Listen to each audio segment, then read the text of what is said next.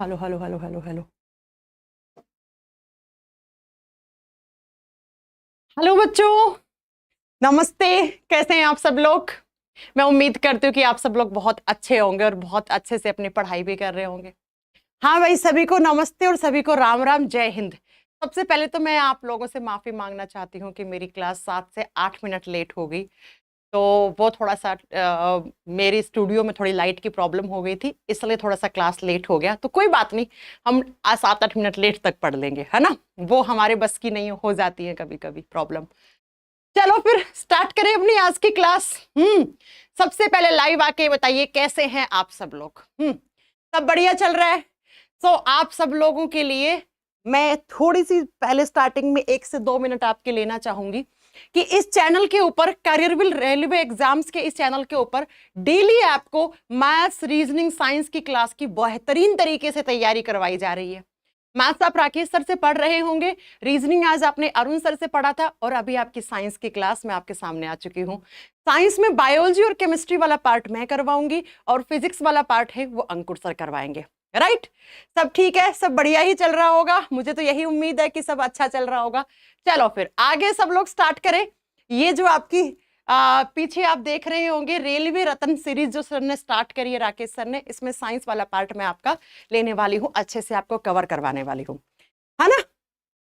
आह, चलो अब मेरी बात को जरा ध्यान से सुनिए कि आप सभी जानते हैं कि ये साल और अगला साल, और अगर रेलवे की आरआरबी की मेहरबानी रही तो हर साल आपके सामने बहुत बढ़िया तरीके से रेलवे की वैकेंसीज देखने को मिलेंगी, है ना। क्योंकि रेलवे अपनी पहले से ही सारा का सारा 2025 के कैलेंडर का भी यहां पर आपके सामने एक नोटिफिकेशन जारी कर दिया है कि 2024 के एग्जाम तो हम करवाएंगे ही टाइम पे। क्योंकि आपको पता है अभी एएलपी टेक्नीशियन, एनटीपीसी, है ना, ग्रुप डी, जेई, इसमें से आरपीएफ, जेई, एएलपी टेक्नीशियन की तो आपको डेट भी मिल गई है एग्जामिनेशन की।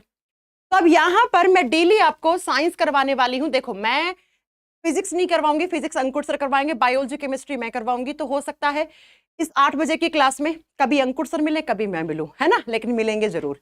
चलिए फिर स्टार्ट करते हैं। सबसे पहले क्लास में आते ही आपका सबसे पहला जो क्लास का रूल होगा वो ये होगा कि आपको इस क्लास में आते ही इस क्लास को लाइक कर देना है। लाइक का मतलब सिर्फ ये है कि यस मैम, हम तैयार हैं आपके साथ बढ़िया तरीके से मेहनत करने के लिए, है ना। तो फटाक से आते ही सबसे पहले लाइक का बटन पे एकदम ठोक दो, है ना। चलो अब स्टार्ट करते हैं अपनी आज की क्लास। आज की क्लास में हम एक चैप्टर आपसे डिस्कस करेंगे जिस चैप्टर को हम बोलते हैं सर्कुलेटरी सिस्टम, परिसंचरण तंत्र। ह्यूमन बॉडी, हमारा जो शरीर है वो एक मशीन की तरह काम करता है। जैसे एक मशीन काम करती है, ठीक हमारे बॉडी है ये एक मशीन की तरह काम करता है। और हमारे बॉडी में एक सिस्टम है जिसको आप बोलते हैं सर्कुलेटरी सिस्टम, परिसंचरण तंत्र। ये दिख रहा है, ये आपका शरीर अंदर से इसी तरीके से दिखता है। अब इस सर्कुलेटरी सिस्टम एक ऐसा सिस्टम, सर्कुलेटरी सिस्टम को बोलते हैं परिसंचरण तंत्र। सर्कुलेटरी सिस्टम में ऐसे ऑर्गन्स आते हैं जो ऑर्गन्स क्या करते हैं, हमारे बॉडी में सर्कुलेशन का काम करवाते हैं। जो क्या करवाते हैं, सर्कुलेशन का काम करवाते हैं। अब सर्कुलेटरी सिस्टम कौन कौन से ऑर्गन से मिलकर बना हुआ होता है, आप लिखोगे यहां पे ब्लड। ब्लड जो होता है वो सर्कुलेटरी सिस्टम का लिक्विड पार्ट होता है। दूसरा जो होता है उसको बोलते हैं हम ह्यूमन हार्ट। हार्ट भी ब्लड को सर्कुलेट करने का काम करता है। तीसरा हम पढ़ेंगे ब्लड वेसल्स के बारे में जिसको हम रक्त वाहिकाएं कहते हैं। और फोर्थ में हम यहाँ पर 4-5 क्वेश्चंस डिस्कस करेंगे लिम्फ के बारे में जिसको हिंदी में लसिका कहते हैं हम। ठीक है, ओके। चलो, तो इन चारों के चारों क्वेश्चंस मैं आपको थ्योरी के रूप में जब क्वेश्चंस करवाऊंगी तो वहां पे पूरी थ्योरी पढ़ा दूंगी कि इससे और कैसे क्वेश्चंस बनते हैं। तो आइए अपने पहले चैप्टर की तरफ जाते हैं। और पहले चैप्टर का क्वेश्चन नंबर 1 आपकी स्क्रीन पे ये है। पहले आपको अच्छे से क्वेश्चन पढ़ना है, ठीक है। जल्दबाजी कोई नहीं मचाएगा, बढ़िया तरीके से आंसर देंगे सारे बच्चे। और पहला क्वेश्चन क्या कह रहा है, सिर्फ इसी चैप्टर के क्वेश्चन है, अलग चैप्टर से हटके आपको क्वेश्चन नहीं मिलेंगे, सर्कुलेटरी सिस्टम के ही क्वेश्चन मिलेंगे। आओ फिर फटाक से आपके बोर्ड पे पहला देखो, एकदम सही क्लास चल रही है, कोई प्रॉब्लम नहीं है। कोई हल्का सा जो ब्लर होगा वो प्रॉब्लम भी आपकी कल ठीक हो जाएगी, आज सही है एकदम, ठीक है। चलो, पहला जो क्वेश्चन है आपकी स्क्रीन पे वो क्या कह रहा है, फटाक फटाक से पढ़िए। Human blood platelets release dash which helps in blood clotting. हमारे खून के अंदर 3 टाइप की सेल्स होती हैं, आरबीसी, डब्ल्यूबीसी, प्लेटलेट्स। प्लेटलेट्स को बोलते हैं हम रक्त बिंबाणु कोशिकाएं। आजकल आप सुन रहे होंगे डेंगू बहुत चल रहा है, और डेंगू जब होता है तो प्लेटलेट्स की संख्या घट जाती है। ऐसा क्यों होता है अभी हम आगे आपको पढ़ाने वाले हैं। तो हमारे बॉडी में जो ब्लड प्लेटलेट्स होती हैं उनका काम क्या होता है, उनका काम क्वेश्चन में ही छुपा है। ब्लड प्लेटलेट्स करती हैं ब्लड क्लोटिंग करवाने का काम करती हैं, रक्त का थक्का जमाने का काम करती हैं। क्या होता है ब्लड क्लोटिंग? जब कभी भी आपको चोट लगती है तो आपको ब्लीडिंग होती है, खून बहता है, कुछ देर के बाद वो ब्लीडिंग क्या होती है, रुक जाती है, क्योंकि उस जगह क्या हो जाता है, ब्लड का क्लोट जम जाता है। तो बेसिकली मैं आपको बोलूं, जब कहीं पर भी आपको चोट लगती है तो उस चोट का जो घाव, थोड़ी देर के बाद ब्लीडिंग जो रुक जाती है, वहां पे ब्लड का क्लोट जम जाता है, रक्त का थक्का जम जाता है। रक्त का थक्का जमाने के लिए आपको इसमें से कौन सा सही ऑप्शन आपको मिल रहा है? तो कुछ बच्चे जा रहे होंगे ए के साथ, कुछ बच्चे जा रहे होंगे बी के साथ। जो बी में जा रहे हो बिल्कुल सही है। देखो, रक्त का थक्का जमाने के लिए एक मेन प्रोटीन होता है जिसका नाम होता है फाइब्रिनोजन। ये भी क्वेश्चन लिख लेना। ब्लड का क्लोट करवाने के लिए जो मेन प्रोटीन है उसको हम फाइब्रिनोजन कहते हैं। और जब ये फाइब्रिनोजन प्रोटीन टूटता है तो ये किस में कन्वर्ट हो जाता है, ये फाइब्रिन में बदल जाता है। और ये फाइब्रिन क्या है, ये फाइब्रिन ऐसे थ्रेड जैसे प्रोटीन होती है, धागे नुमा प्रोटीन होती है, वो ब्लड की सेल्स को, ब्लड के कंपोनेंट्स को बांध लेती है और वहां पे ब्लड का क्लोट करवा देती है। अब इस क्वेश्चन से कैसे क्वेश्चन बनेंगे? कौन सा प्रोटीन है मेन जो ब्लड का क्लोट करवाता है? फाइब्रिनोजन। फाइब्रिनोजन जब टूट जाता है तो किस में बदलता है, फाइब्रिन में। फाइब्रिनोजन एक बड़ा सा प्रोटीन है, ये छोटे छोटे अमीनो एसिड, छोटे छोटे प्रोटीन से मिलकर बना हुआ है। अरे जैसे बहुत सारी बूंदी होती है, उसको इकट्ठा करके आप लड्डू बना देते हो, तो लड्डू को तोड़ोगे तो बूंदी मिलेंगी ना, ऐसे ही फाइब्रिनोजन को तोड़ोगे तो फाइब्रिन ही मिलेंगी। तो फाइब्रिन यहाँ पे ब्लड का मेन प्रोटीन होगा जो ब्लड का क्लोट बनाएगा। ठीक है, ये प्रोटीन है, इसके आगे आपको प्रोटीन नोट करना है, ये प्रोटीन होती है। प्रोथ्रोम्बिन भी प्रोटीन है जो ब्लड का क्लोट करवाने में हेल्प करती है, लेकिन सही आंसर आपका यहां पर बी होगा। आइए दिखाते हैं आपको ब्लड का क्लोट कैसे बनता है।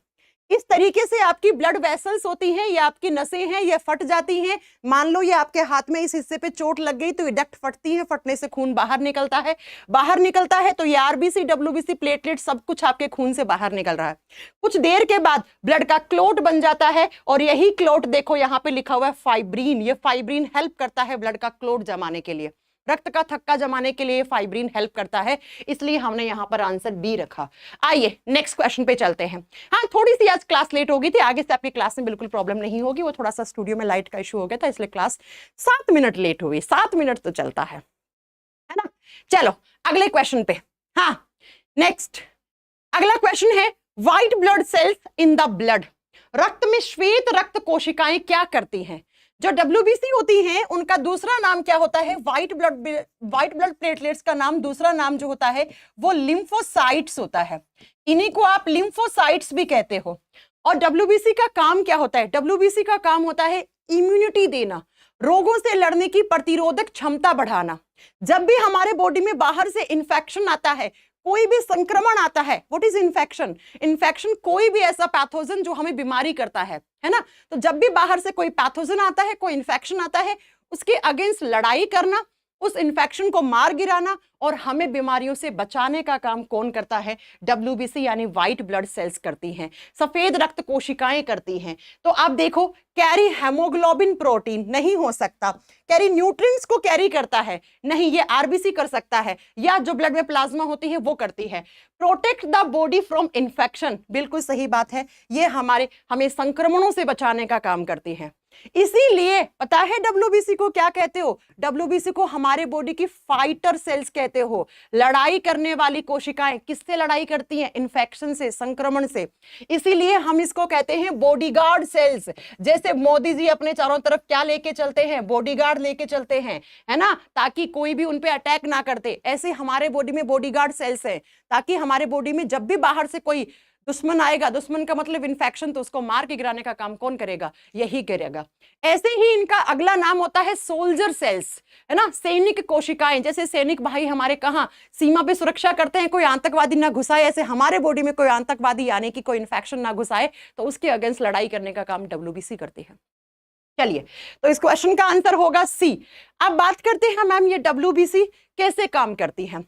देखो, बहुत सारे टाइप की बीमारियां होती हैं, तो बहुत सारे टाइप की WBC भी होनी चाहिए। जी हाँ, मैं 4 क्वेश्चंस नोट करवा के जा रही हूं इस स्क्रीन से, चारों के चारों आपको एग्जाम में देखने को मिलेंगे जब आप PYQ लगवाओगे। तो 2 टाइप की WBC होती हैं।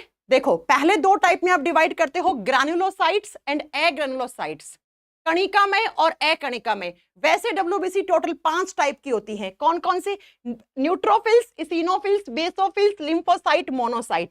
मैम 4 क्वेश्चन क्या आते हैं? कौन सी WBC सबसे कम होती है? जहां पर बेसोफिल लिखा है उसके आगे लिख दो मिनिमम।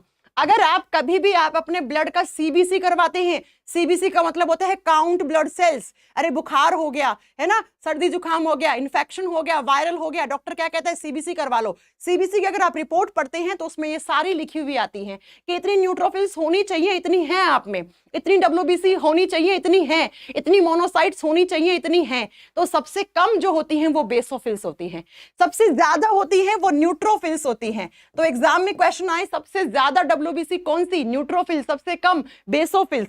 सबसे बड़ी WBC कौन सी होती है? मोनोसाइट के आगे लिखो इट इज लार्जेस्ट WBC, ये सबसे बड़ी WBC है। और लिम्फोसाइट के आगे लिख दो इट इज स्मॉलेस्ट WBC, ये सबसे छोटी सफेद रक्त कोशिका होती है। ये चारों क्वेश्चंस आपको देखने को मिलेंगे एग्जाम में। हाँ जी, मिनिमम बेसोफिल्स होती है, बिल्कुल सही कह रहे हैं आप। Largest WBC, smallest WBC। Ma'am Hindi में क्या? हिंदी में सेम नाम है बच्चों।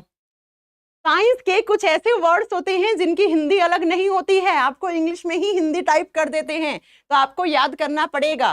ठीक है, चलो आइए अगले क्वेश्चन पे चलते हैं। नेक्स्ट क्वेश्चन क्या कहता है? अगला क्वेश्चन क्या कहता है? In which of the following cells present in human body mitochondria are not found. हमारे बॉडी में इकलौती ऐसी सेल जिसके पास न्यूक्लियस और माइटोकॉन्ड्रिया नहीं होते हैं। हाँ, क्या आंसर करोगे इस क्वेश्चन का? फटाक से आंसर करो, इस क्वेश्चन का आंसर क्या होना चाहिए? कौन सी ऐसी सेल्स हैं जिनके पास माइटोकॉन्ड्रिया और क्या नहीं होता? न्यूक्लियस भी नहीं होता। न्यूक्लियस, केंद्रक और माइटोकॉन्ड्रिया नहीं पाया जाता। वो इकलौती ऐसी सेल हैं जिनको आप रेड ब्लड सेल्स कहते हैं, जिनको आप लाल रक्त कणिकाएं या लाल रक्त कोशिकाएं कहते हैं। जी हाँ, बिल्कुल सही सुन रहे हैं। जो मैमल्स होते हैं, जो स्तनधारी होते हैं, जिसमें गाय, भैंस, घोड़ा, बकरी, कुत्ता, बिल्ली, हम लोग सब आते हैं, है ना, तो उनकी मैमल्स की जो मैच्योर आरबीसी होती है, मेरे सेंटेंस को सही से सुनना, मैच्योर आरबीसी के पास न्यूक्लियस और क्या नहीं होता? माइटोकॉन्ड्रिया नहीं होता। लेकिन 2 ऐसे मैमल्स होते हैं जिनकी क्या आरबीसी के पास न्यूक्लियस और क्या होता है? आप बताओगे बेटा, माइटोकॉन्ड्रिया होता है। वो कौन है? हमारी आरबीसी को निकालोगे तो उसमें माइटोकॉन्ड्रिया और न्यूक्लियस नहीं दिखेगा। लेकिन अगर आपने ऊंट की आरबीसी उठाई, कैमल, ऊंट, और दूसरा लामा। लामा क्या होता है मैम? छोटा ऊंट। कभी आप पहाड़ पे जाओगे घूमने, लद्दाख वद्दाख साइड, तो आपको वहां पे छोटा ऊंट देखने को मिलेगा, उसको लामा कहते हैं। ये दोनों स्तनधारी हैं, ये दोनों मैमल्स हैं, और इन दोनों के खून के अंदर जो आरबीसी होती है उसके ऊपर आप उसके अंदर न्यूक्लियस प्रेजेंट होता है। याद रखिएगा, ये पूछता है एग्जामिनर, ये पूछता है क्वेश्चन, जबकि हमारी आरबीसी में ये नहीं होती है। ठीक है, चलो नोट्स बनाने का तरीका, नोट्स आप जैसे जैसे मैं क्वेश्चंस बना रही हूं ठीक वैसे ही आप बनाएंगे नोट्स। चलिए बच्चों, इसके अलावा जितनी भी टाइप की सेल्स होती हैं सबके पास न्यूक्लियस और माइटोकॉन्ड्रिया होता है।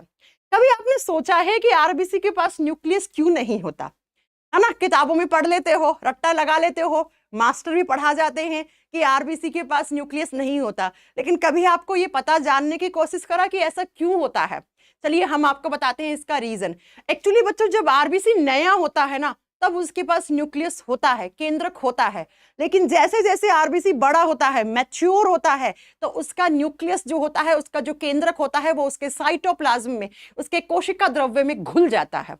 क्यों घुल जाता है वो सुनो, क्योंकि आरबीसी का काम होता है ऑक्सीजन और CO2 को ट्रांसपोर्ट करना। हमारे बॉडी में जो ऑक्सीजन और CO2 गैसेस होती हैं उनको ट्रांसपोर्ट करने का काम करता है कौन? आरबीसी।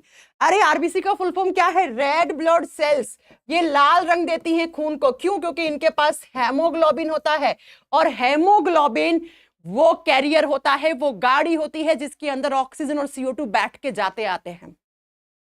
तो एक बात बताओ, अगर इस आरबीसी के पास ऐसे बड़ा सा न्यूक्लियस होता तो क्या ये आरबीसी के अंदर जो हीमोग्लोबिन है वो ऑक्सीजन और CO2 को अच्छे से ट्रांसपोर्ट कर पाता? नहीं कर पाता मैम। इसलिए हमारे बॉडी में जो आरबीसी होती है उसके अंदर न्यूक्लियस नहीं होता है, केंद्रक नहीं पाया जाता है। आज मैं आरबीसी से ऐसे ऐसे क्वेश्चन बताऊंगी ना, ऐसे ऐसे कॉन्सेप्ट बताऊंगी कि तुम्हारी दिमाग की बत्ती एकदम खुल जाएगी। चलो आओ अगले क्वेश्चन पे। नेक्स्ट क्वेश्चन, अगला क्वेश्चन कह रहा है normal human bleeding time and clotting time. कितनी देर तक आपको चोट लगती है तो ब्लड निकलता रहता है और कितनी देर के बाद ब्लड का क्लोट बन जाता है? नॉर्मल 1-2 मिनट ऊपर नीचे चलेगा। हाँ, किस ऑप्शन के साथ जाओगे? चलिए बताइए मैम। पीडीएफ कहाँ मिलेगी? पीडीएफ आपको इस जो ये क्लास चल रही है ना, इसके नीचे एक डिस्क्रिप्शन में लिंक मिल जाएगा, उससे आप ले लीजिएगा पीडीएफ, ठीक है? चलो फटाक से बताओ, क्लॉटिंग टाइम और ब्लीडिंग टाइम कितना? मैक्सिमम मिनिमम आपको दोनों याद करना है। देखो बच्चों, क्लॉटिंग पहले ब्लीडिंग दिया हुआ है ना, पहले ब्लीडिंग है ना, तो ब्लीडिंग 2 मिनट से लेकर 5 minute, 7 minute, 8 minute, 9 minute, maximum मान लो 10 मिनट। उससे ऊपर ब्लीडिंग में अगर टाइम लग रहा है तो कुछ ना कुछ गड़बड़ है, ब्लड का क्लोट नहीं बनेगा। तो 2 से 7 मिनट तक आपका ब्लीडिंग हो सकता है। क्लोटिंग में मैक्सिमम टाइम 10 मिनट लग सकता है। उससे ऊपर लग रहा है इसका मतलब ब्लड का क्लोट नहीं बनेगा, इसका मतलब रक्त का थक्का जमने में कोई प्रॉब्लम हो रही है, कोई इश्यू आ रहा है, आपको डॉक्टर के पास जाने की जरूरत है।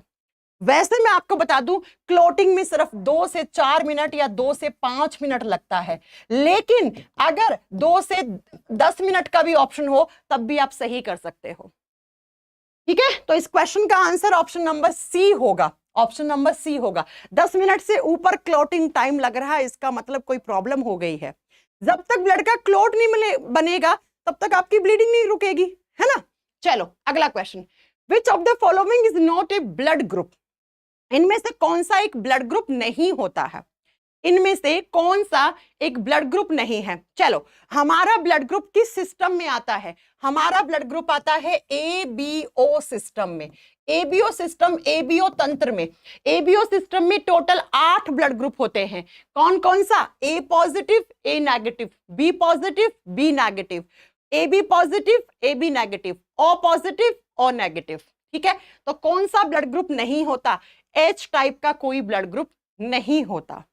आपकी जनरल इंफॉर्मेशन के लिए एक चीज बता दूं मैं, हम बोलते हैं ABO ब्लड ग्रुप, वैसे ये O ब्लड ग्रुप नहीं होता, ये 0 ब्लड ग्रुप होता है। लेकिन आप खुद सोचिए, अगर मैं बोलूं AB0 अच्छा लगेगा या ABO अच्छा लगेगा? तो ABO अच्छा लगेगा।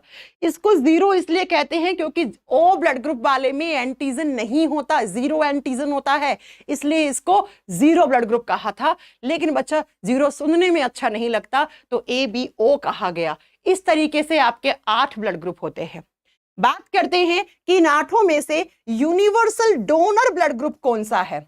हाँ जी बताइए जरा, यूनिवर्सल डोनर ब्लड ग्रुप कौन सा है? यूनिवर्सल डोनर का मतलब होता है सर्वदाता, सबको खून दे सकता है। वो कौन सा होता है? That is O negative.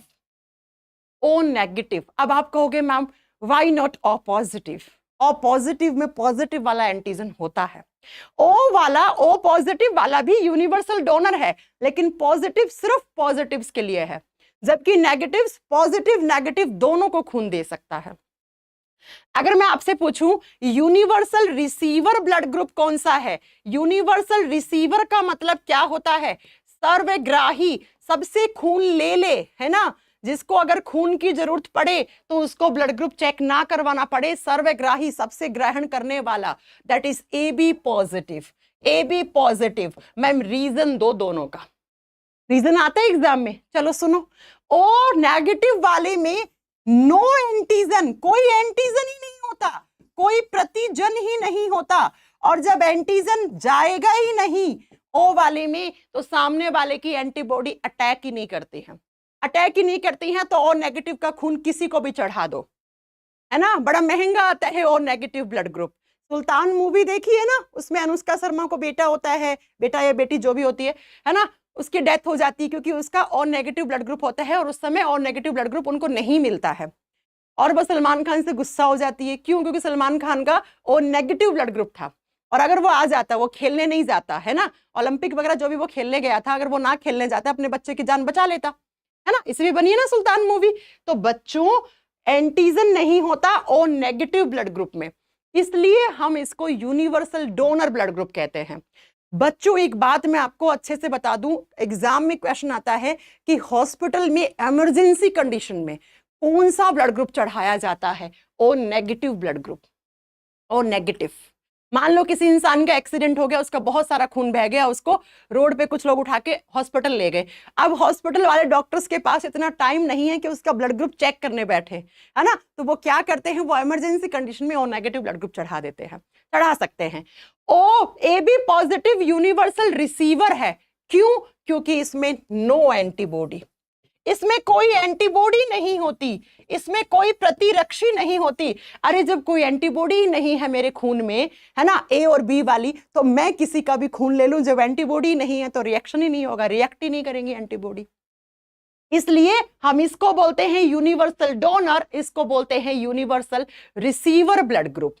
दोनों का रीजन मैंने दे दिया है। अब मुझे कमेंट बॉक्स में टाइप करके बताओ who is the father of blood group. मुझे कमेंट बॉक्स में टाइप करके बताओ who is the father of blood group. चलिए, हाँ बेटा, आईफोन सीरीज वाली क्लास जो है वो भी रेगुलर आपकी चलेगी, डोंट वेरी, उसकी 13 क्लासेस हो चुकी है, वो भी चलेगी। आपको पढ़ने से मतलब है, आपके तो बल्ले बल्ले हैं, है ना, दोनों जगह पढ़ लीजिए बच्चा, है ना, आपका तो फायदा ही फायदा है। चलो, who is the father of blood group? Karl Landsteiner is the father of blood group, है ना। उन्होंने सन 1900 से 1901 में ब्लड ग्रुप की खोज की थी, जिसको उनको 30 साल बाद 1930 में नोबेल प्राइज मिला था, राइट। चलिए अगला question, which of the following circulate impure blood? NTPC का प्रीवियस ईयर का क्वेश्चन है। अब आप कहोगे मैम आपको क्वेश्चंस याद है? जी हाँ, मुझे हर एक एग्जाम के क्वेश्चंस याद होते हैं, किस एग्जाम में कौन सा क्वेश्चन कब आता है। अब ये पढ़ा पढ़ा के ही एक्सपीरियंस हो गया है ना, ये पढ़ा पढ़ा के एक्सपीरियंस हो गया भैया, याद हो जाते हैं, बच्चे भेज देते हैं क्वेश्चंस। कह रहा है कि इनमें से किसमें इम्प्योर ब्लड रहता है? पहली बात अपने दिमाग से निकाल दो कि इम्प्योर का मतलब खराब होता है, नहीं। हमारे बॉडी में दो टाइप का ब्लड होता है, दो तरीके का खून होता है, एक जिसको हम बोलते हैं प्योर, शुद्ध, और एक जिसको इम्प्योर कहते हैं। देखो बच्चों, प्योर का मतलब होता है ऐसा खून जिसमें ऑक्सीजन ज्यादा है, CO2 कम है ना, जिसमें ऑक्सीजन का अमाउंट ज्यादा है। हमें क्या चाहिए? ऑक्सीजन ही चाहिए, है ना। जिंदा रहने के लिए एक मुलाकात जरूरी नहीं होती, जिंदा रहने के लिए हमारे बॉडी में ऑक्सीजन का फ्लो जरूरी होता है। तो ऑक्सीजन जो होता है वो ज्यादा जिस खून में, उसको प्योर कहते हैं, और जिस खून में ऑक्सीजन कम है, CO2 ज्यादा है, उसको हम डीऑक्सीजनेटेड ब्लड या इम्प्योर ब्लड कह देते हैं। इसको ऑक्सीजनेटेड या शुद्ध रक्त कहते हैं, इसको इम्प्योर। अब आप कहोगे मैम इम्प्योर का मतलब तो खराब हो गया, नहीं। अरे भाई, आपको भगवान ने 2 फेफड़े देके भेजा है, आप सब में 2 फेफड़े हैं, इसीलिए आप क्लास देख पा रहे हो, है ना, नहीं तो आप देख ही नहीं पा रहे होते, आपका भूत देख रहा होता क्लास। समझ रहे हो आप? फेफड़ों का एक काम होता है हमारे खून में ऑक्सीजन घोलना, CO2 बाहर करना, तो इम्प्योर थोड़ी है वो खून। तो आपसे पूछा है इनमें से किसके अंदर इम्प्योर, इम्प्योर का मतलब क्या हो गया? जिसमें CO2 वाला ब्लड है, जिसमें कार्बन डाइऑक्साइड ज्यादा घुली हुई है, डीऑक्सीजनेटेड ब्लड है। चलिए बात करते हैं पल्मोनरी वेन। हाँ, वैसे सारी वेन्स में, सारी सिराओं में इम्प्योर ब्लड रहता है, लेकिन पल्मोनरी वेन में हमेशा प्योर रहता है, ऑक्सीजन वाला रहता है। आपसे इम्प्योर पूछा है। पल्मोनरी आर्टरी, जी हाँ सही सुने, वैसे धमनियों में हमेशा प्योर ब्लड रहता है, आर्टरीज में हमेशा प्योर ब्लड रहता है, लेकिन एक आर्टरी में हमारे बॉडी में हमेशा इम्प्योर ब्लड रहता है, दैट इज पल्मोनरी आर्टरी। इसमें CO2 वाला ब्लड होता है। ये आपका क्वेश्चन का आंसर है। अयोटा क्या होती है? Aorta is the largest artery. Aorta हमारे शरीर की सबसे बड़ी धमनी होती है। बोलते हैं ना फलाना इंसान का बीपी हाई हो गया था, उसका अयोटा फट गया, वो यही अयोटा फट जाता है, वो यही अयोटा फट जाता है। तो एल्वेलाई, अयोटा, पल्मोनरी वेन में हमेशा प्योर ब्लड रहता है, जबकि पल्मोनरी आर्टरी में हमेशा इम्प्योर ब्लड रहता है। अब आओ जरा बात करते हैं मैम, पल्मोनरी आर्टरी होती कहाँ है? अरे आप जानते हैं हमारे हार्ट में 4 चैम्बर होते हैं। कुछ ऐसा होता है आपका हार्ट, है ना, कुछ ऐसा होता है। अब मुझे पता है कुछ लोग बोलेंगे मैम अगर ये हार्ट है तो फिर ये क्या है ना, ऐसे ये बना के बीच में से तीर लगा के, इधर तुम लिखते हो राकेश, इधर लिखते हो सोनिया। ऐसा कोई स्ट्रक्चर नहीं होता है आपके हार्ट का, है ना। इसको आप दिल बोलते हो। दिल नाम का शब्द बायोलॉजी में, साइंस की डिक्शनरी में एग्जिस्ट ही नहीं करता है। अरे ये मूवीज में अच्छा लगता है, गानों में अच्छा लगता है ये सुनना कि मेरा दिल तुम्हारे पास है, मैंने तुम्हारा दिल ले लिया, मैंने तुमको दिल दे दिया, तुमने मेरा दिल तोड़ दिया, है ना, मेरे दिल में तुम रहते हो सनम। ये सब फालतू की बातें होती हैं। हार्ट में ना इमोशंस होते हैं ना फीलिंग्स होती हैं। हार्ट का काम एक ही होता है। पहली बात तो दिल नाम का शब्द ही नहीं होता है ना। हार्ट को हिंदी में हृदय कहते हैं, और हार्ट का एक ही काम है, जो ब्लड आता है हार्ट के पास इम्प्योर हमारे बॉडी से, उसको प्योर होने के लिए लंग्स के पास भेजना, लंग्स से वापस प्योर ब्लड हार्ट पे आता है और हार्ट पंप करके पूरे बॉडी में ऑक्सीजन वाले ब्लड को भेज देता है। सिर्फ हार्ट का यही काम है, और बच्चों यही काम हार्ट को करने दो। अगर तुम हार्ट में ऐसे तीर चलाओगे ना, तो यहाँ पे हार्ट के इस डायरेक्शन में कैसा ब्लड होता है हमेशा? आप बताओगे प्योर। तो सोनिया के पास प्योर चला गया, राकेश के पास तो इम्प्योर है, राकेश कैसे जिंदा रहेगा? तो ऐसी कोई स्ट्रक्चर नहीं होती है आपके हार्ट की। हार्ट कुछ ऐसे शेप का होता है, ये दिख रहा है, बंद मुट्ठी के आकार का। और हमारे हार्ट में 4 चैम्बर होते हैं, 2 ऑरिकल्स, 2 वेंट्रिकल्स। ऊपर वालों को आलिंद, नीचे वालों को निलय कहते हैं। ये जो निलय होता है कौन सा? राइट वाला, क्या इसको बोलते हैं? Right ventricle. इसको हम क्या कहते हैं? राइट वेंट्रिकल, दायां निलय कहते हैं। और इसी दाएं निलय से निकलती है पल्मोनरी आर्टरी, इसी से निकलती है पल्मोनरी आर्टरी। देखो ना फोटो में, ये राइट वेंट्रिकल है, इससे ये जा रही है, हाँ जी मैम ये जा रही, इसी को तो क्या बोलते हैं? पल्मोनरी आर्टरी बोलते हैं। पल्मोनो शब्द का मतलब होता है लंग्स। ये फेफड़ों के पास जाती है और क्या लेके? CO2 वाला ब्लड, और कहती है फेफड़ा इसमें से CO2 को आउट करवा दो और ऑक्सीजन घोल दो। तो पल्मोनरी आर्टरी हमारे हार्ट के किस चैम्बर से कनेक्टेड होती है? It is connected with right ventricle. ये दाएं निलय से कनेक्टेड होती है, और ये इकलौती ऐसी आर्टरी है जिसमें हमेशा इम्प्योर ब्लड रहता है। और हार्ट का एक ही काम है, वो है ब्लड को पंप करना, और वही करने दो हार्ट को, कुछ और मत करवाना हार्ट से। हार्ट में कोई इमोशंस, कोई फीलिंग्स कुछ नहीं होती है। ये सब किसका खेल होता है? ब्रेन का एक हिस्सा होता है, दैट इज हाइपोथैलेमस। उसमें होती है इमोशंस, उसमें होते हैं फीलिंग्स, उसमें होता है प्यार, उसमें होती है नफरत किसी के लिए। वो सेंटर है इन सारी चीजों का, है ना। तो पढ़े लिखे लोगों की तरह बिहेव करना है। आइए अगले क्वेश्चन पे। अगला क्वेश्चन क्या कह रहा है? अगले क्वेश्चन को अच्छे से पढ़िए, देन आंसर कीजिए। और भाई वीडियो को लाइक करते चलेंगे। जिन्होंने अभी तक वीडियो को लाइक नहीं किया है, प्लीज फटाक से। क्या कह रहा है? एक ऐसा इंस्ट्रूमेंट जिसके अंदर मरकरी रहता है, पारा धातु रहता है, और जो हॉस्पिटल्स में यूज करते हैं उसमें उतार चढ़ाव दिखाता रहता है, आपके ब्लड का प्रेशर दिखाई देता है, उसको क्या कहते हैं? अरे जिससे बीपी मेजर करते हैं, जिससे ब्लड का प्रेशर मेजर करते हैं, उस इंस्ट्रूमेंट को क्या कहते हैं? वो कुछ ऐसा दिखता है इंस्ट्रूमेंट।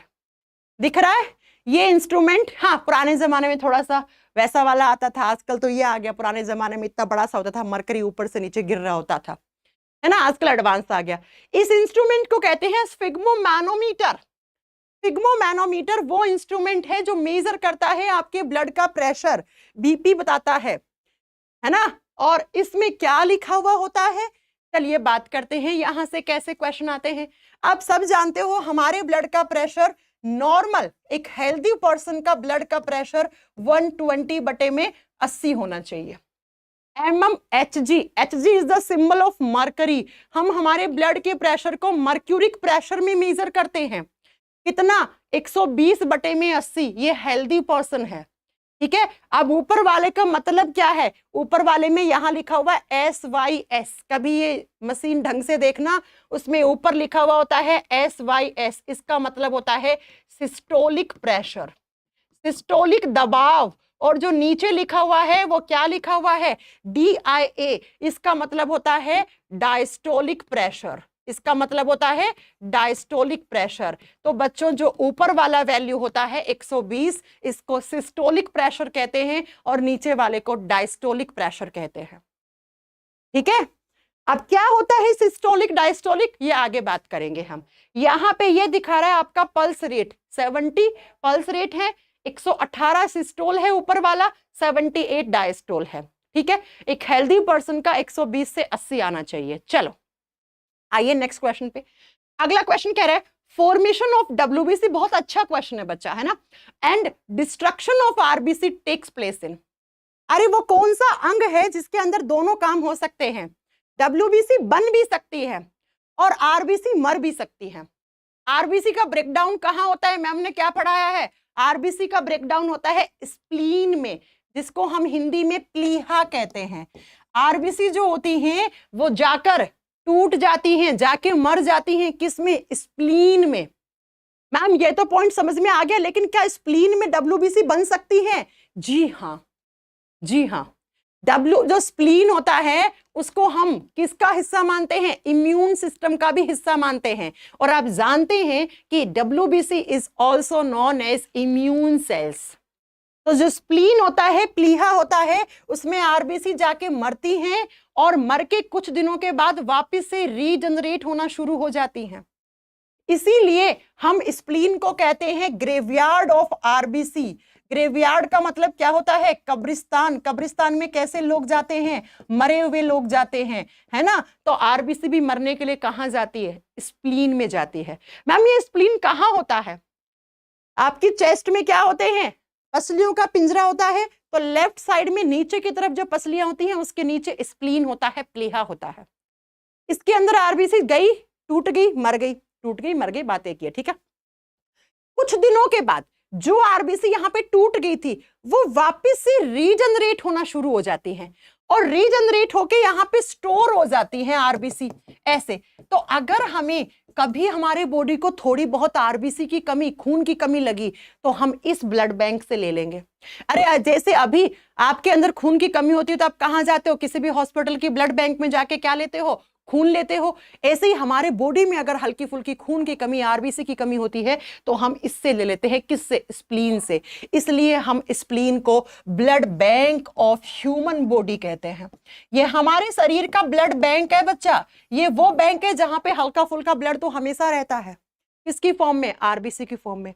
आप सोच रहे होंगे मैम RBC को खून बोल रही है, जी हाँ, RBC is the main cell of blood. RBC मतलब खून।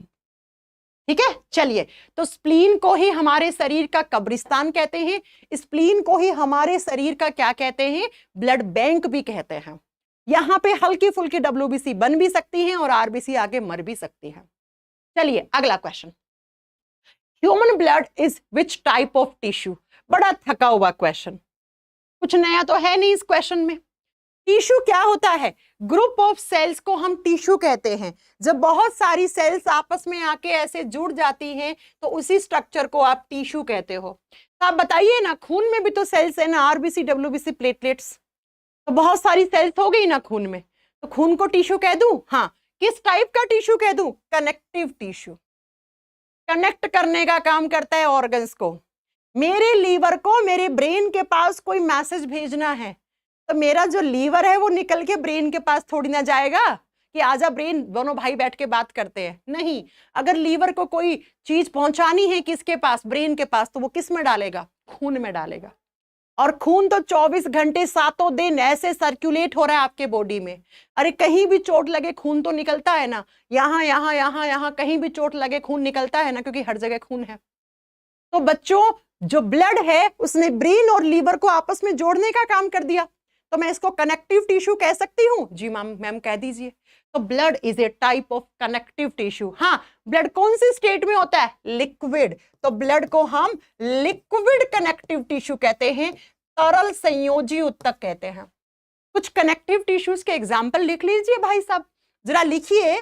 ब्लड भी कनेक्टिव टिश्यू है, ऐसे ही जो बोन्स होती हैं, हड्डियां होती हैं, अस्थियां, वो भी क्या होती है, कनेक्टिव टिश्यू होती है। ऐसे ही जो मसल्स होती हैं, मसल्स नहीं, आप यहाँ मसल्स तो मस्कुलर सिस्टम में गया, मस्कुलर टिश्यूज में गया। आप लिखना बोन्स के बाद लीगामेंट, लीगामेंट एक शब्द सुना होगा आपने। ऐसे ही टेंडोन जिसको कंडरा कहते हैं, है ना। और ये कार्टिलेज, कार्टिलेज को कहते हैं हम उपास्थि, उपास्थियां। जैसे आपका बाहरी कान, ये कान क्या है, लचीला, ये कार्टिलेज का बना हुआ है। ये नाक की टिप क्या है, कार्टिलेज की बनी हुई है। तो एग्जाम में क्वेश्चन कैसे आता है, कौन सा एक एग्जाम्पल है जो कनेक्टिव टिश्यू है। ये सारे कनेक्टिव टिश्यू हैं। हड्डियां, लीगामेंट को स्नायु कहते हैं हिंदी में, टेंडोन को कंडरा कहते हैं, और कार्टिलेज को उपास्थि कहते हैं, और खून को रक्त, ब्लड को खून या रक्त या रुधिर कहते हैं। ये सारे किसके एग्जाम्पल होते हैं, कनेक्टिव टिश्यू का। मैं आपसे एक क्वेश्चन पूछती हूं कि सबसे ज्यादा कनेक्टिव टिश्यू हमारे बॉडी में कौन सा होता है, क्या आंसर करोगे, फटाक से बताओ।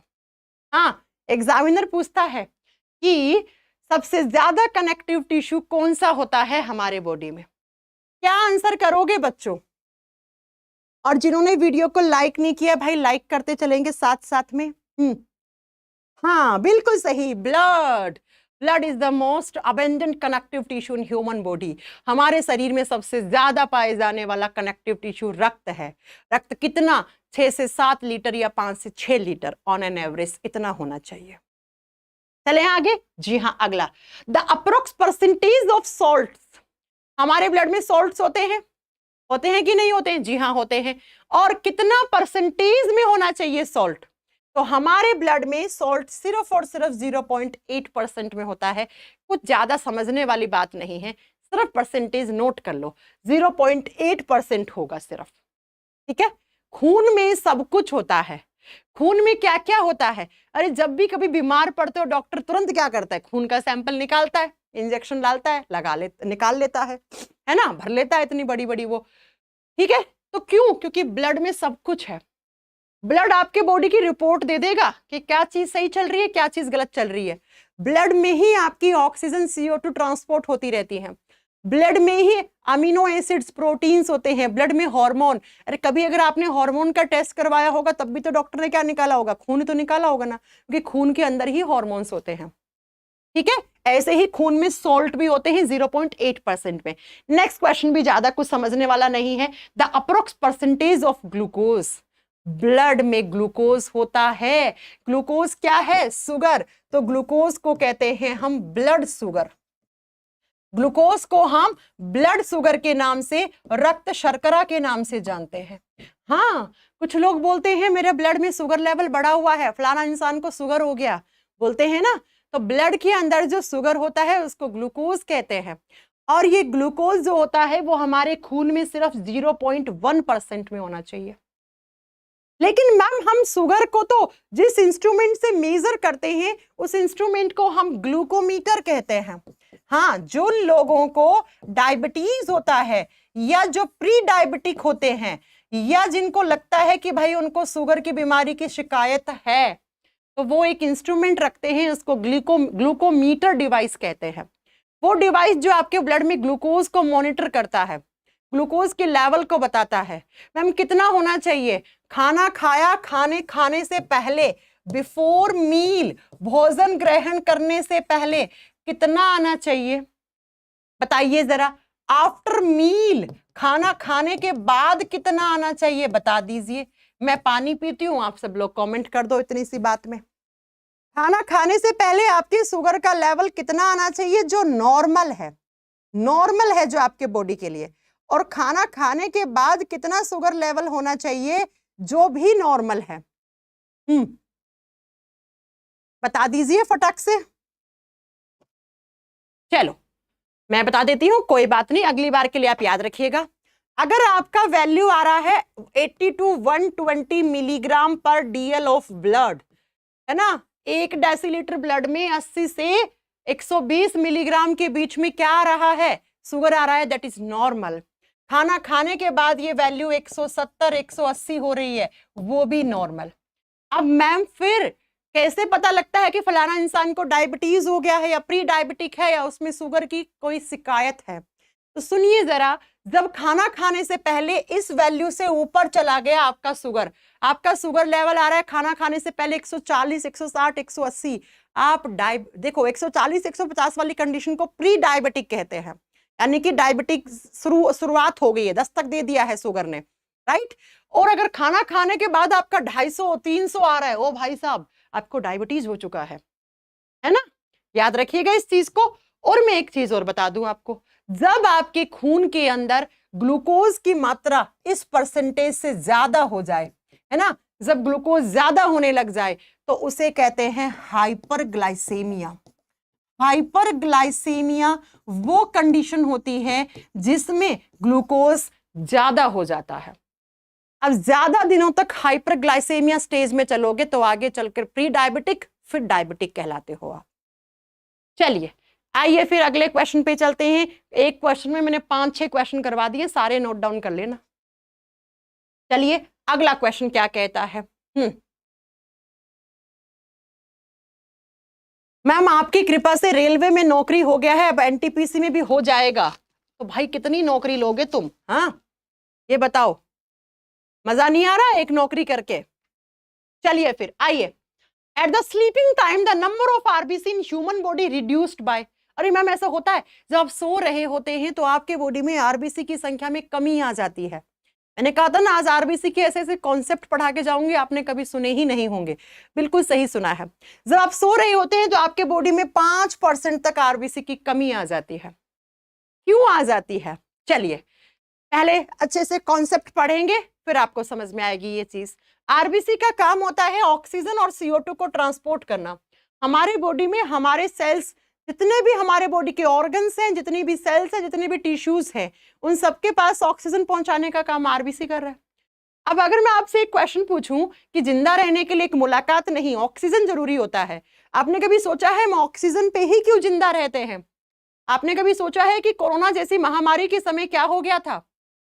लोग ऑक्सीजन की कमी से मर गए थे, ऑक्सीजन सिलेंडर लाखों में बिक रहा था। अरे भैया ऑक्सीजन ही क्यों? जानते हो आप ये बात?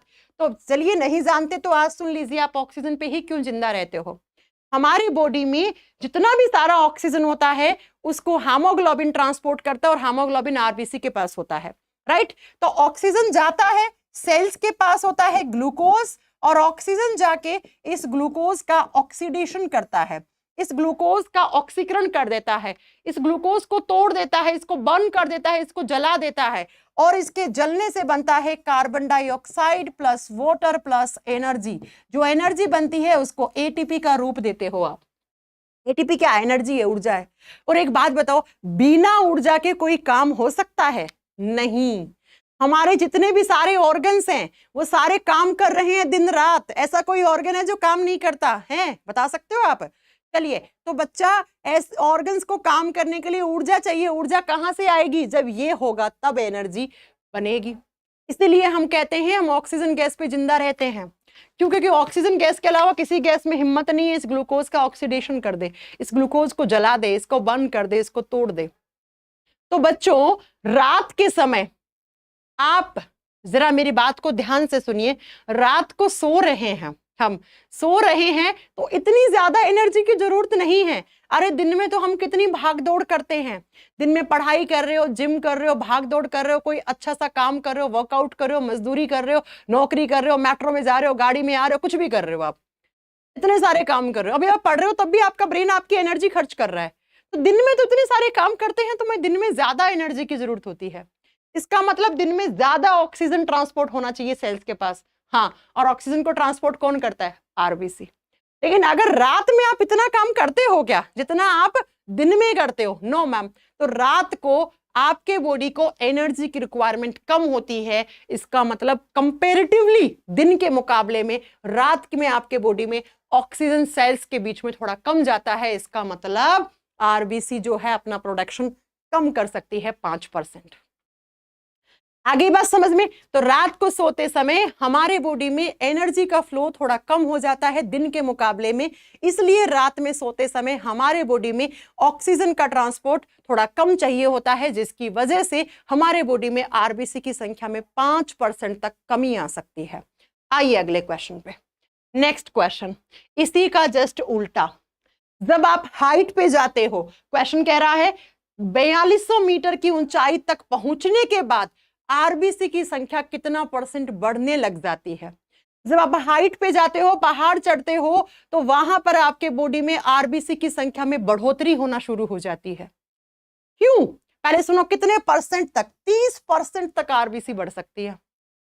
हाँ, 30% तक आरबीसी बढ़ सकती है। अब सुनिए जरा, ऐसा क्यों होता है? आप जानते हो जितना हाइट पे जाओगे उतना ही एटमॉस्फेरिक प्रेशर कम होता जाएगा, वायुमंडलीय दबाव कम होता जाएगा, कम होगा, ऑक्सीजन कम होगा। अब ऑक्सीजन हमारे बॉडी में ट्रांसपोर्ट कौन करता है? आरबीसी करता है। अरे भाई, ऑक्सीजन ट्रांसपोर्ट करने का काम हेमोग्लोबिन का होता है, और हेमोग्लोबिन किसके पास होता है? आरबीसी के पास होता है। अब एक बात बताओ, जैसे जैसे मैं पहाड़ चढ़ूंगी वैसे वैसे वैसे वैसे वैसे मेरे बॉडी के अंदर ऑक्सीजन की कमी होती जाएगी, तो मेरा ब्रेन सिग्नल देगा कि भाई साहब आगे आने वाला समय तो ऐसा होगा जहां पर बहुत ही कम ऑक्सीजन होगा। तो मेरा ब्रेन कहता है आरबीसी तुम अपना प्रोडक्शन इंक्रीज कर लो। क्यों? क्योंकि जितनी ज्यादा आरबीसी उतना ज्यादा ऑक्सीजन आ जाएगा। तो जब हम पहाड़ पे चढ़ते हैं तो हमारे बॉडी में आरबीसी की संख्या में बढ़ोतरी होना शुरू हो जाती है, ताकि हमारे बॉडी में ऑक्सीजन का लेवल डिक्रीज ना हो। अब आप और ऊंचा जा रहे हो, 10,000 हाइट पे चले गए, तब थोड़ी ना ये काम चलेगा। अब तो ऑक्सीजन सिलेंडर लेके जाना पड़ेगा आपको। हल्का फुल्का हाइट पे जा रहे हो तो आरबीसी का प्रोडक्शन इंक्रीज हो सकता है। किडनी एक एरिथ्रोप्रोटीन करके नाम एक प्रोटीन निकालती है, जिससे आपके बॉडी में जो कि आरबीसी का प्रोडक्शन है वो फास्ट होना शुरू हो जाता है। तो रात को सोते समय आरबीसी की संख्या में कमी होती है, ऊपर हाइट पे जाते हो, पहाड़ों पे जाते हो, तो आरबीसी की संख्या में बढ़ोतरी हो जाती है। चलिए अगला question, the ratio of RBC and WBC in human body. हमारे शरीर के अंदर जो आरबीसी और डब्ल्यूबीसी का रेशियो होता है वो कितना होता है? हाँ जी, कंजूस लोगों, तुम लोग बढ़िया तरीके से 46 मिनट से पढ़ रहे हो और तुम लोगों से लाइक हो नहीं रहा है वीडियो। हाँ, क्यों नहीं हो रहे लाइक? क्यों नहीं हो रही पढ़ाई भाई? वैसे क्यों नहीं हो रहे तुम लोगों से लाइक? चलो फटाक फटाक से लाइक करो। हाँ जी, चले, क्या क्वेश्चन कह रहा है? अच्छा बताओ, हमारे बॉडी में 3 तरीके की सेल्स होती हैं, आप सब जानते हो। हाँ जी मैम, हम सब जानते हैं। कौन कौन सी होती हैं? आरबीसी रेड ब्लड सेल्स, उसके बाद डब्ल्यूबीसी व्हाइट ब्लड सेल्स, और पीएल फॉर प्लेटलेट्स बिंबाणु। याद रखिएगा, जब क्वांटिटी की बात करते हैं तो सबसे ज्यादा क्वांटिटी की बात हो रही है बच्चा, ठीक है? क्वांटिटी यानी संख्या में सबसे ज्यादा आरबीसी होती है। आरबीसी मिलियंस में होती हैं। उसके बाद होती है पीएल प्लेटलेट्स, प्लेटलेट्स लाखों में होती हैं, और बेचारी डब्ल्यूबीसी हजारों में ही होती है। इसका मतलब मैम, डब्ल्यूबीसी हजारों में, प्लेटलेट्स लाखों में, और आरबीसी मिलियंस में। तो सबसे ज्यादा कौन सी है? आरबीसी। सबसे कम कौन सी है? डब्ल्यूबीसी। आरबीसी मिलियंस में होती है, वो भी बहुत ज्यादा मिलियंस।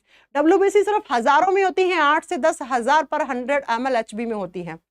और इनका जब आप क्वांटिटी का, मैं तीनों का रेशो बता रही हूँ, निकालना नहीं है, मैथ्स नहीं लगाती है। बायोलॉजी का मैथ्स से कोई मतलब नहीं है ना, ठीक है? जैसे मुझे मैथ्स में कुछ नहीं आता है ना, तो आपको भी यहाँ पे मैथ्स नहीं लगानी है, आपको बस याद रखना है। देखो, आरबीसी का लिखोगे तो 600, प्लेटलेट्स का लिखोगे तो 40, और डब्ल्यूबीसी का लिखोगे तो 1। अब आपसे किसका पूछा? आरबीसी और डब्ल्यूबीसी का। तो आरबीसी और डब्ल्यूबीसी का 600:1 होता है। अब अगर आपसे पूछ लेता डब्ल्यूबीसी और प्लेटलेट्स का, तो आप क्या करते? डब्ल्यूबीसी क्या 1 और प्लेटलेट्स क्या 40, है ना? आपसे पूछ लेता इन दोनों का, तो आप 600:40 कर देते, आप 600:40 कर देते। ठीक है, तो ऐसे आपको आंसर देना है, इसका आंसर सी हो जाएगा। चलिए अगले क्वेश्चन पे चलते हैं। The main reason behind the difference in the blood groups of the human. बहुत अच्छा क्वेश्चन है। अलग अलग इंसानों के अलग अलग ब्लड ग्रुप क्यों होते हैं? ये लो, ये क्वेश्चन पूछ रहा है। अब बता दो, आप सब लोग, सभी लोग कमेंट में अपना अपना ब्लड ग्रुप टाइप करो। हाँ मैम, हम इस मैम से पढ़े हैं डैश, उन्होंने ऐसे क्वेश्चंस कभी नहीं करवाए हैं। कोई बात नहीं, जब कभी नहीं करवाए उन मैम ने तो आप इस मैम से पढ़ लो, है ना, इस मैम से पढ़ लीजिए आप, कोई बात नहीं बच्चा। चलिए उनकी क्लास में जाके बोलोगे उस मैडम ने नहीं करवाए, तुम लोग बच्चे लोगों का यही काम होता है। चलिए बताओ, आंसर करो, फटाक से आंसर करो। अलग अलग अपना अपना ब्लड ग्रुप बताओ पहले मुझे।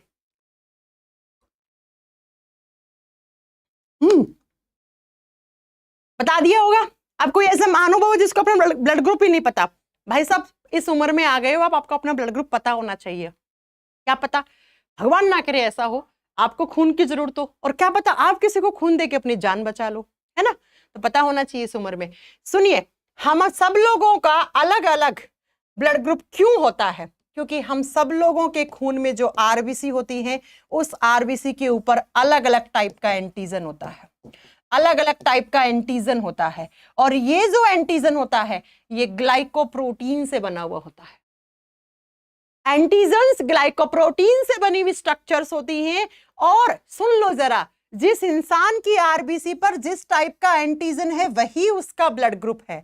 मान लो फलाना इंसान की आरबीसी पर ए टाइप का एंटीजन है तो उसका ब्लड ग्रुप भी ए है। मान लो किसी इंसान में बी टाइप का एंटीजन है तो उसका ब्लड ग्रुप भी बी होगा। अगर ए और बी दोनों हैं तो ब्लड ग्रुप ए बी हो जाता है। एक भी एंटीजन नहीं है मैम, ऐसा हो सकता है? हाँ, जरूरी नहीं है एंटीजन्स हो ए और बी, नहीं है तो जीरो, जीरो ब्लड ग्रुप सुनने में अच्छा नहीं लगता तो ओ बोलते हैं इसको। तो बताइए जरा कि ऐसा इंसान जिसके बॉडी में ए और बी टाइप का एंटीजन नहीं है तो उसका ब्लड ग्रुप जीरो यानी ओ ब्लड ग्रुप होता है। तो हमारा ब्लड ग्रुप कौन डिसाइड करता है? एग्जाम में क्वेश्चन आ जाए, एंटीजन्स डिसाइड करती हैं। एंटीजन प्रतिजन डिसाइड करता है आपका ब्लड ग्रुप क्या होगा। एंटीजन्स किस पे होते हैं? आरबीसी पर होते हैं। और ये एंटीजन्स किसकी स्ट्रक्चर होती हैं? ग्लाइकोप्रोटीन की बनी हुई स्ट्रक्चर्स होती हैं। ठीक है, 4 क्वेश्चन करवा दिए मैंने एक क्वेश्चन में, चारों आते हैं, चारों आते हैं, फिर सर पकड़ के बैठ जाओगे। ये देखो, ABO blood group A type का एंटीजन है तो blood group A, B type का एंटीजन है तो बी ब्लड ग्रुप, ए और बी दोनों एंटीजन है तो ए बी ब्लड ग्रुप, दोनों ही एंटीजन नहीं है, no antigen, zero blood group. अब जीरो थोड़ी ना अच्छा लगेगा तो ओ बोल दो। आओ जरा अगले क्वेश्चन पे, next question. An anticoagulant present in blood which assure the smooth flowing of blood in blood vessels। अरे क्या कह रहा है क्वेश्चन? हमारी नसों में खून दौड़ता है ना? क्यों दौड़ता है? क्योंकि हमारे शरीर के अंदर कभी भी खून जमता नहीं है। तो शरीर में के अंदर जो खून है उस खून को जमने से रोकने के लिए कौन जिम्मेदार है? हेपारिन। हेपारिन को एंटीकोगुलेंट एजेंट या एंटीकोगुलेंट फैक्टर कहते हैं। ये एंटी क्लोटिंग फैक्टर होता है, ये हमारी नसों में खून को जमने नहीं देता। जिस दिन हेपारिन कम उस दिन अंदर खून जम गया, अंदर खून जम गया मतलब खून की क्लोटिंग हो चुकी है, और अंदर जब खून का क्लोटिंग होता है तो उसको थ्रोम्बोसिस कहा जाता है। सुना होगा फलाना इंसान की ये नस फट गई, डॉक्टर ने क्या बताया? डॉक्टर ने बताया इसके अंदर क्लोट जम गया था, है ना? तो याद रखिएगा कि हमारे बॉडी में खून तब तक ही दौड़ रहा है हमारी नसों में जब तक हमारे बॉडी में हेपारिन है। ये हेपारिन रक्त का थक्का नहीं जमने देता है। और ये हेपारिन कहां से आया?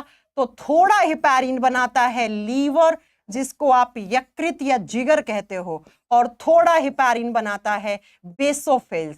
मैम बेसोफिल्स क्या होती हैं? अरे अभी तो पढ़ाया, एक टाइप की सफेद रक्त कोशिकाएं, सफेद रक्त कणिकाएं थी होती हैं। तो जब तक हेपारिन है तब तक खून आपका नहीं जमता। अब मैं आपसे एक बात पूछूं, बच्चा शरीर के अंदर खून था तब तो हेपारिन ने नहीं जमने दिया।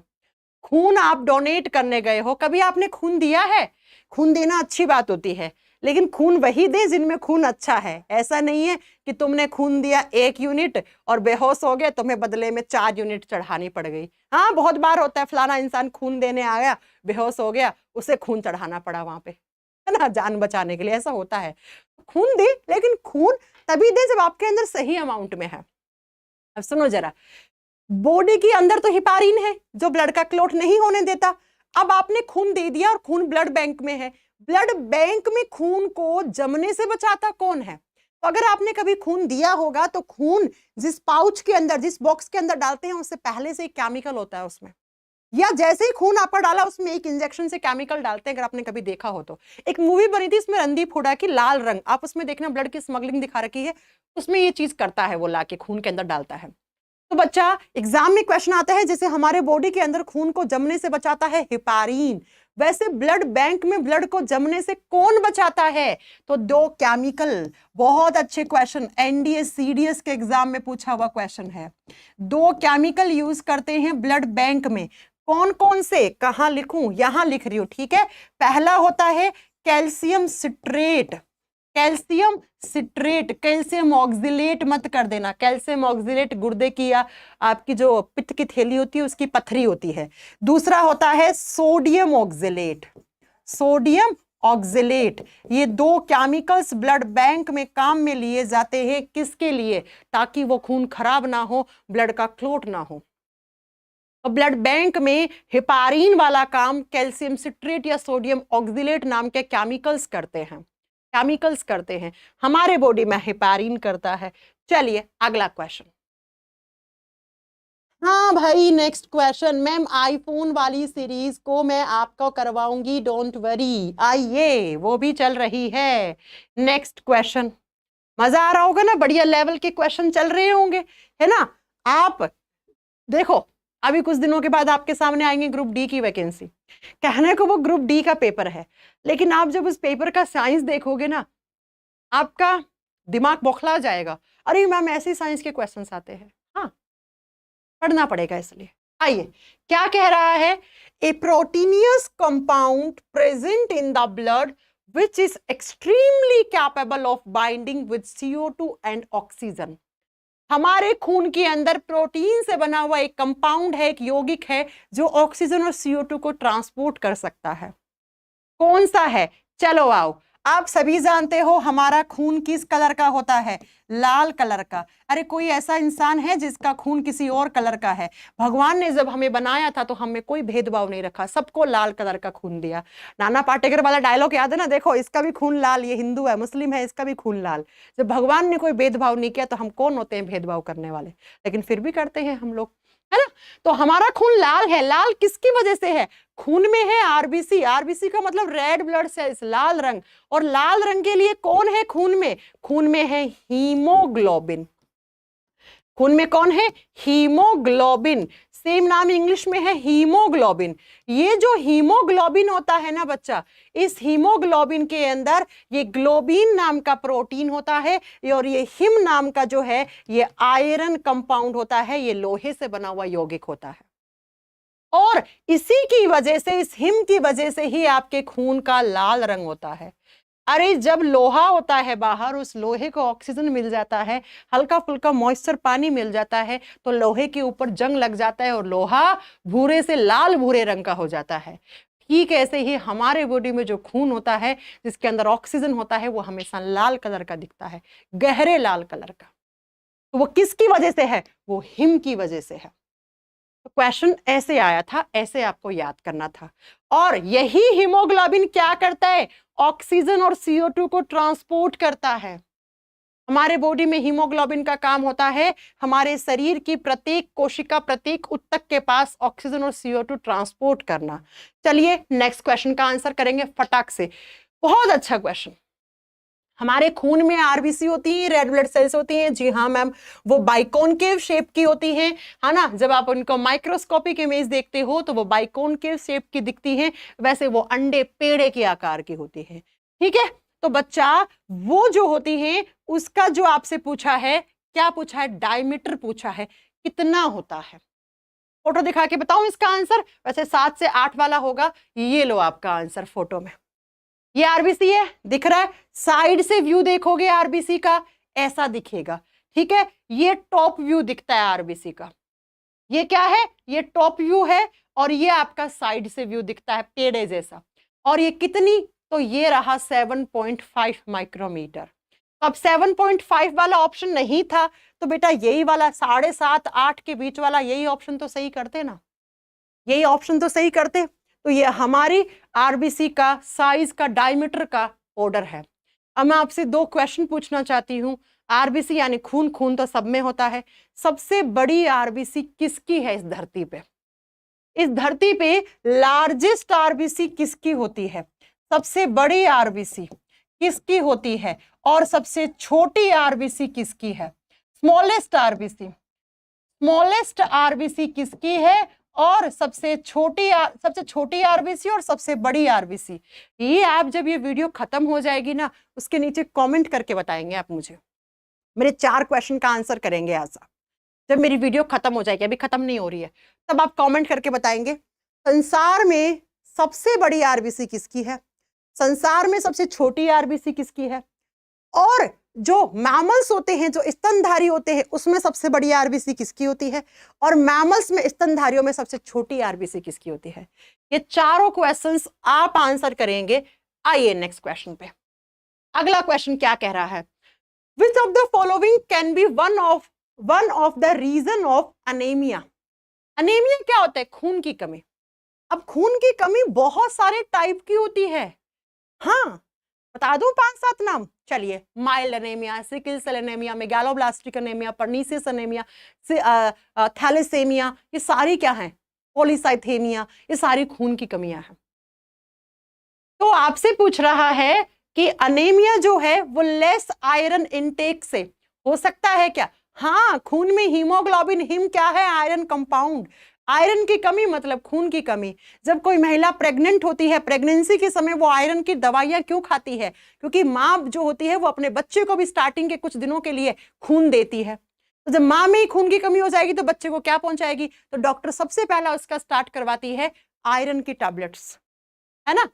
दूसरा, डेफिशिएंसी ऑफ फॉलिक एसिड। जी हाँ, folic acid, malic acid, folic acid ही तो जाके क्या बनाता है? आयरन बनाता है।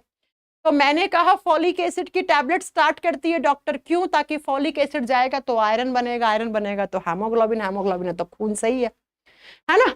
तीसरा, डेफिशिएंसी ऑफ विटामिन B12। जी हाँ, सुन लीजिए, विटामिन B9 की कमी से, B12 की कमी से, B6 की कमी से, तीनों की कमी से ही अनेमिया होता है। चल, अब किसकी कमी से कौन सा अनेमिया होता है? सुनो, B6 की कमी से माइल्ड अनेमिया होता है।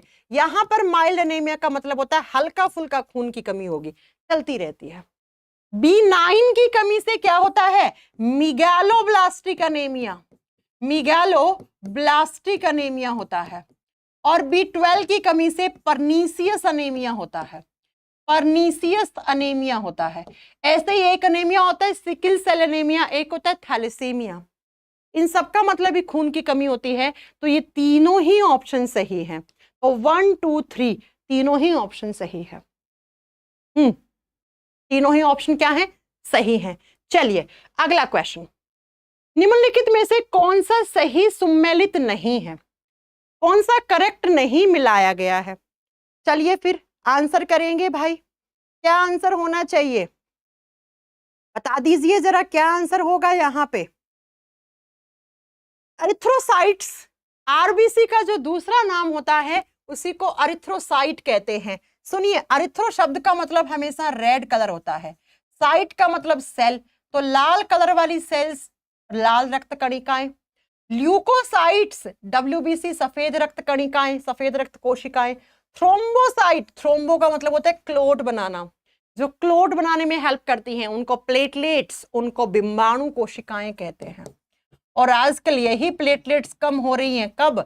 जब डेंगू होता है। 2 स्टेटमेंट बोल रही हूं, ध्यान से सुनना। जब 2 नहीं 3 बताऊंगी मैं स्टेटमेंट। जब डेंगू होता है तो प्लेटलेट्स की संख्या में कमी आती है, प्लेटलेट्स की संख्या घट जाती है। जब मलेरिया होता है किसी को तो आरबीसी की संख्या में कमी आती है। और जब कभी किसी को HIV एड्स होता है तो उसमें WBC की संख्या कम हो जाती है। और कौन सी WBC? लिम्फोसाइट। कौन सा लिम्फोसाइट? T lymphocyte. क्या तीनों स्टेटमेंट से क्वेश्चन नहीं देखे तुम लोगों ने प्रीवियस ईयर के? नहीं देखे? बता दो सच, देखे हैं मैम। मलेरिया के समय आरबीसी की कमी, डेंगू के समय प्लेटलेट्स की कमी और HIV एड्स के समय WBC तो बहुत सारे होते हैं, कौन से लिम्फोसाइट, कौन सा T लिम्फोसाइट। ये तीनों क्वेश्चंस एग्जाम में आते हैं, तीनों के ये नाम है, बिल्कुल सही मिलाया गया है। तो नन ऑफ दीज, गलत कोई है ही नहीं, गलत कोई है ही नहीं, तो डी होगा, डी होगा।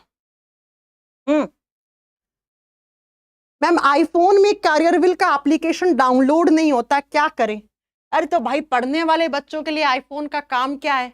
हाँ, पढ़ने वाले बच्चों के लिए आईफोन कोई काम की चीज है क्या? चलो आइए, पढ़ाई करो आप दूसरे फोन से, एंड्रॉइड फोन से या लैपटॉप में भी तो चलती होंगे एप्लीकेशन, ताकि आप टेक्निकल टीम को फोन करके एक बार पूछ लीजिए। चलिए अगले क्वेश्चन पे चलते हैं। अगला क्वेश्चन कह रहा है ए हीमोफिलिक मैन, है ना, एक लड़का है, उसको हीमोफिलिक है, उसके अंदर फैक्टर्स की कुछ कमी है जो क्लोट करते हैं, और जो लड़की है वो नॉर्मल है, इन दोनों की शादी हो जाए। भाई लड़की को हीमोफीलिया वाले फैक्टर्स नहीं है, मतलब लड़की हीमोफीलिया की कैरियर नहीं है यहाँ पे, तो उनके जो बच्चे होंगे उनमें कितना % चांस है कि हीमोफीलिया वाले बच्चे पैदा हो जाए? कितना % चांस है कि हीमोफीलिया वाले बच्चे पैदा हो सकते हैं? 0%, 0% चांस है। Option number A is right. क्यों मैम? क्यों मैम? क्योंकि बच्चों हीमोफीलिया, हीमो का मतलब ब्लड, फीलिया का मतलब लव, प्यार करने वाला, इस बीमारी के अंदर क्या होता है, हीमोफीलिया डिजीज में क्लोटिंग वाले फैक्टर की कमी हो जाती है। क्लोटिंग फैक्टर का मतलब होता है जो रक्त का थक्का जमाते हैं, उन कारक की कमी हो जाती है। बच्चों टोटल 13 टाइप के ब्लड क्लोटिंग फैक्टर होते हैं हमारे बॉडी में। Most of the factors are produced by liver, अधिकांशतः जो फैक्टर होते हैं वो लीवर ही बनाता है। इसमें से एक फैक्टर होता है 8, एक होता है फैक्टर 9। फैक्टर 8 की कमी होती है तो हीमोफीलिया ए होता है, फैक्टर 9 की कमी होती है तो हीमोफीलिया बी होता है। हीमोफीलिया वो बीमारी है जहां पे ब्लड क्लोटिंग फैक्टर की कमी हो जाती है, तो ऐसे इंसानों के अंदर ब्लड क्लोटिंग नहीं हो पाता है या देरी से होता है। ऐसे लोगों को चोट लगती है तो नॉर्मल इंसानों के मुकाबले में उनका खून ज्यादा बह जाता है, इसी को हीमोफीलिया कहते हैं। हीमोफीलिया की कैरियर लड़कियां होती हैं, लड़कियों वाले क्रोमोसोम डिसऑर्डर है ये। तो यहाँ पे तो कहा लड़की को है ही नहीं, नॉर्मल है, तो बच्चों में भी तो कैसे आ सकता है? नहीं आ सकता ना, 0% पॉसिबिलिटीज है। हीमोफीलिया 2 टाइप का होता है। हीमोफीलिया एक जेनेटिक डिसऑर्डर होता है, एक आनुवंशिक बीमारी है। ये वो आनुवंशिक बीमारी है जिसके अंदर रक्त का थक्का जमने वाले कारकों की कमी हो जाती है, और ऐसे जो हीमोफीलिया की जो कैरियर होती हैं वो महिलाएं होती हैं। तो अगर महिला नॉर्मल है तो उसके बच्चों में हीमोफीलिया होने के चांसेस 0% हैं। ठीक है, और इसमें क्या होता है, इसमें क्लॉटिंग फैक्टर्स की कमी हो जाती है, जैसे फैक्टर 8 और फैक्टर 9। 8 की कमी होगी तो हीमोफीलिया ए, और 9 की कमी होगी तो हीमोफीलिया बी होता है। कुल 13 प्रकार के हीमोफीलिया फैक्टर्स की जरूरत होती है हमारे बॉडी में। और ये हीमोफीलिया जो है, इसी का दूसरा नाम होता है रॉयल डिजीज। ये शाही बीमारी है बच्चों, क्योंकि रॉयल फैमिली में क्वीन विक्टोरिया की फैमिली तो भाई रॉयल फैमिली ही मानते हैं, है ना, तो उसकी फैमिली में इस बीमारी के बारे में ज्यादा जानकारियां मिली थी, इसलिए हम इस बीमारी को रॉयल डिजीज के नाम से भी बड़ी फेमस है ये बीमारी। तो ये हीमोफीलिया के बारे में आपको क्वेश्चन का आंसर करना था 0%। चलिए, ये क्वेश्चन नंबर 22 हम कल की क्लास में करेंगे, मेरी क्लास का समय समाप्त हो चुका है। तो ये आपकी आज की क्लास थी सर्कुलेटरी सिस्टम। कल भी सर्कुलेटरी सिस्टम पढ़ाऊंगी, ठीक है, कल भी इसी चैप्टर के क्वेश्चंस करेंगे। अब बताओ क्लास कैसी लगी, हुई ज्ञान की प्राप्ति? बच्चों यकीन मानना, ये जो क्लास है वो रेलवे में, रेलवे का कोई एग्जाम दे लेना तुम लोग, एनडीए, सीडीएस, है ना, साथ में बीपीएससी, स्टेट पीसीएस में आरएएस, है ना, जेपीएससी, यूपीपीसीएस, आप यूपीएससी की तैयारी कर रहे हो उसमें जनरल साइंस जो आता है, इन सब के लिए मोस्ट इंपॉर्टेंट सीरीज है ये। जिसने लगा डाली उसकी लाइफ झिंगा लाला, है ना। चलो, कैसी लगी क्लास? मुझे लगता है कि मैंने बहुत अच्छे से पढ़ाया है। अगर आपको भी लगता है कि मैडम ने अच्छे से पढ़ाया है तो भाई इस वीडियो को लाइक कर दीजिए, चैनल को सब्सक्राइब कर लीजिए और साथ में अगर आप चाहते हैं कि मैम से थ्योरी पढ़ लें तो एक साइंस स्पेशल का वीओडी बैच है, आप इसे ज्वाइन कर सकते हैं। हाँ, प्रैक्टिस ये सीरीज ऐसे ही चलेगी। मैं वीक में कोशिश करूंगी 2 से 3 दिन इधर क्लास लेने की, बिल्कुल। और ये आप जानते होंगे राकेश सर का भी मैथ स्पेशल का बैच आया है रेलवे के लिए, बहुत ही मिनिमम फी में, है ना। तो आप इस मैथ स्पेशल को बैच को ज्वाइन कर सकते हैं कैरियरविल की ऐप से। और ये साइंस स्पेशल का वीओडी है जिसमें बायोलॉजी केमिस्ट्री मैंने पढ़ाया है, फिजिक्स अंकुर सर ने पढ़ाया है। ये कैरियरविल की एप्लीकेशन पे मिलेगा, थ्योरी बैच अगर आप ज्वाइन करना चाहते हैं। बाकी ये क्लास आपकी ऐसे ही चलेगी। कल भी मैं इसी क्लास को यहीं पे कंटिन्यू करूंगी। टाइम 8 बजे है, आ जाइएगा। सर्कुलेटरी सिस्टम पढ़ेंगे, आगे का जो बचा है कॉन्सेप्ट वो करेंगे। मैंने जो होमवर्क के लिए क्वेश्चन दिया था वो मुझे वीडियो के नीचे कमेंट करके जरूर बताएंगे। जो बच्चा सबसे अच्छा कमेंट करेगा कल उसका नाम लेंगे क्लास में, है ना। तो सबसे अच्छे से एक्सप्लेन करेगा उसका नाम कल की क्लास में लिया जाएगा। बच्चों राम राम, जय हिंद। बढ़िया से पढ़ाई करो, बढ़िया से सिलेक्शन लो, क्योंकि रेलवे में बम्पर तरीके से भर्तियां हैं और आने भी वाली हैं। बहुत जल्दी आपका ग्रुप डी के एग्जाम, ग्रुप डी में लगभग मुझे लगता है 35-30 हजार तो वैकेंसी आएंगी आएंगी। ठीक है, तो लग जाइए, तैयारी कर लीजिए अब, नहीं तो फिर कभी नहीं।